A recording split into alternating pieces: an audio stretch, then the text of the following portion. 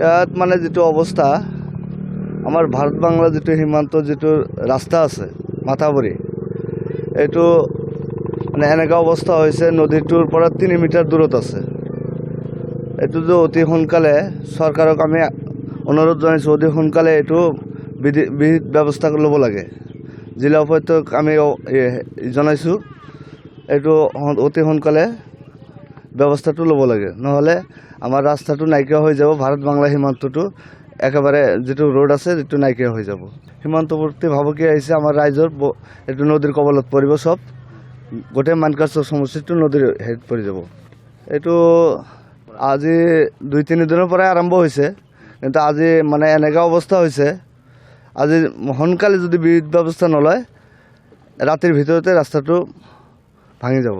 ইয়াতে অৱস্থা আজি ৰাতিপুৱাৰ পৰা যেটো অৱস্থা হৈছে বহুত বেয়া অৱস্থা।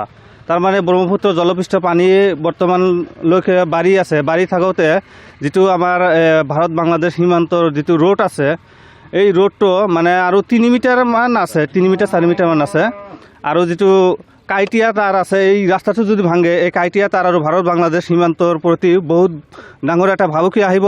তেতিয়া আৰু চৰকাৰে মানে প্ৰটেকশ্যন কৰিলেও নহ'ব। এতিয়া যদি চৰকাৰে প্ৰটেকশ্যন নলয় আমি চৰকাৰক অনুৰোধ জনাইছোঁ যে অতি সোনকালে এই ভাৰত বাংলাদেশ সীমান্ত যেটো আছে আপোনাৰ ডিচি মহোদয়ক অনুৰোধ জনাইছোঁ যে আপুনি আহি অলপ চাই লওক, আপুনি আহি চাই লওক, চাই লৈ আপুনি অতি সোনকালে আমাৰ এই ৰাস্তাটোৰ প্ৰটেকশ্যন দিব লাগে। ভাৰত বাংলাদেশ যেটো সীমান্তৱৰ্তী ৰাস্তা আছে এইটো আপুনি চাই লওক, চাই লৈ প্ৰটেকশ্যন দিব লাগে। এইটো আমি অনুৰোধ জনাইছোঁ ৰাইজ, স্থানীয় ৰাইজ হিচাপে।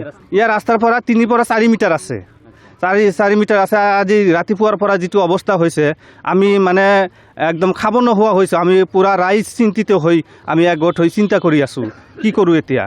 জিঅ' বিভাগৰ কাম কৰিছিল, কামটো ইমান ভাল বুলি আমি ভবা নাই। তাৰমানে কাম যদি ভাল হ'লহেঁতেন তেনেহ'লে এনেকুৱা নহ'লহেঁতেন।